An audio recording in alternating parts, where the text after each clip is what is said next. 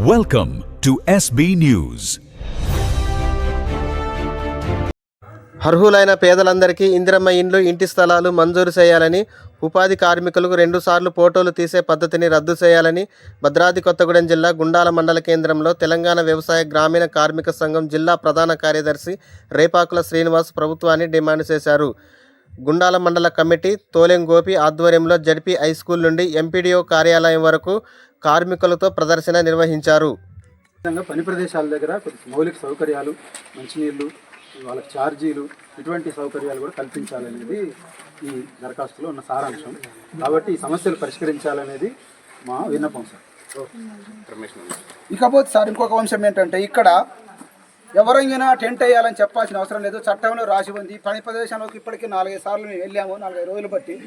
ఎక్కడికైనా ఒక చింతలపాడులో తప్ప ఎక్కడికైనా ఉపాధి దగ్గర టెంట్ వేసి లేదు. ఎక్కడికైనా మంచినీటి సౌకర్యం అనేది లేదు. మెడికల్ కిట్కినా ఎక్కడ లేనటువంటి పరిస్థితి ఉన్నది. అందరికీ గడపారాలు లేవు.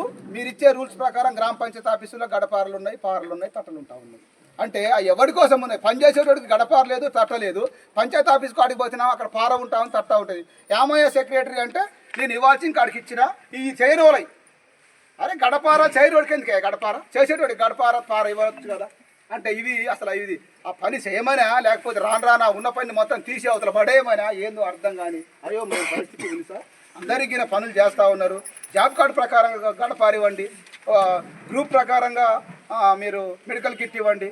ఇట్లాంటి చిన్న చిన్న ఈ మౌలిక సదుపాయాలు పెట్టలేని పరిస్థితి మన మండలంలో ఉపాధి హామీ సిబ్బంది నిర్వహిస్తూ ఉన్నారు. సక్రమైనటువంటి మేటి వ్యవస్థ లేదు. ఫీల్డ్ అసిస్టెంట్ ఎవరికైనా సరిగా లేదు. అసలు మీరు కొలతలు కొలుస్తూ ఉన్నారు. ఈ రోజుల్లో కొలత కొలిస్తే వాళ్ళు చేసేటువంటి పనికి కొలతగా సంబంధం ఉండదు సార్. రేగడ భూమి దంగుతా సార్.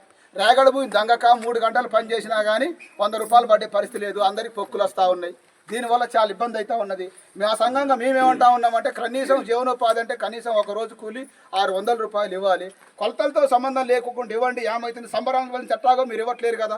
ఎండబోతా ఉన్నది. 2 సార్లు ఫోటో తీస్తూ ఉన్నారు. పొద్దంతమాన అదే పని అవుతూ ఉన్నది.